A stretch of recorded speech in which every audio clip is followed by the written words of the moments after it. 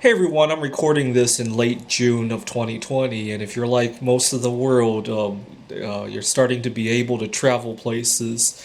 And it made me think about some travel issues that seem like um, could be improved, and there seems to be an unmet market for some of these concepts, and they're not really unusual concepts. It just seems like it's been overlooked for some reason.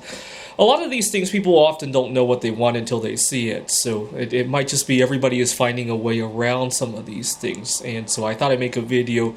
Obviously, I don't have the influence to change some of these things, but I'm sure some of the viewers of my videos might, and I'd like to throw some of these ideas out there because I think it would improve a lot of people's experiences. The first thing the biggest one that always bothers me is that you can't check into a hotel in the morning, and you might think this is a weird comment, but I sometimes go to conferences in Europe. I'm in Seattle, and most of the flights that arrive in Europe arrive at 9 a.m., 10 a.m. at the latest.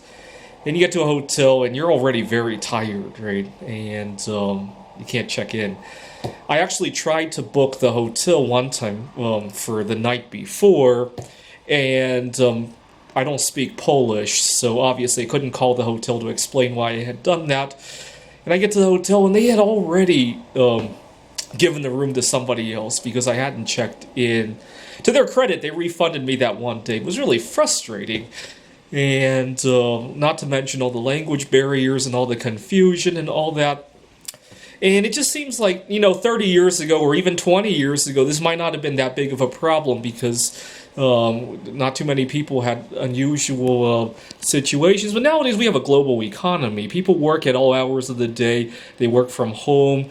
They have all sorts of things to do when they travel.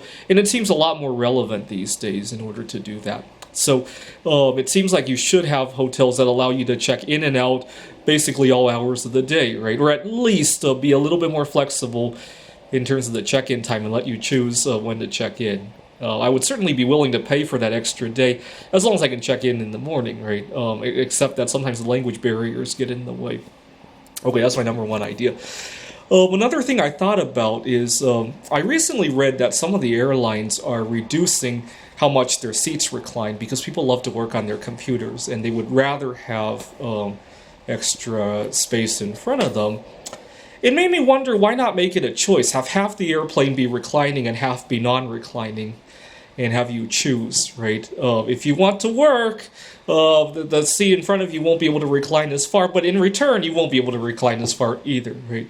It's kind of like 30 years ago or 40 years ago, you might have had a smoking or a non-smoking section in the airplane, except for the fact that when you recline, it doesn't spread all the way across the airplane, right? It seems like a very logical choice, and they can even adjust the seats, right?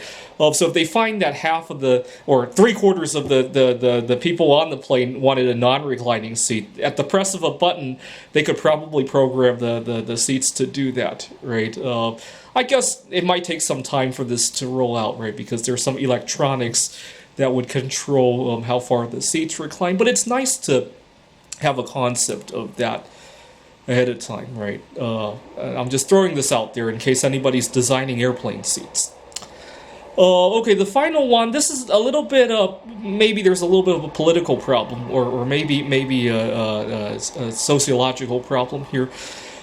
But when you book an Airbnb or you take an Uber, one of the big problems I run into is that a lot of people think they're doing you a favor by putting all these fragrances in their home and in their car, except that I react badly to some of them. And it makes me wonder, why not have that be an option? Like, this Airbnb is free of fragrances, or we love fragrances, or whatever, right?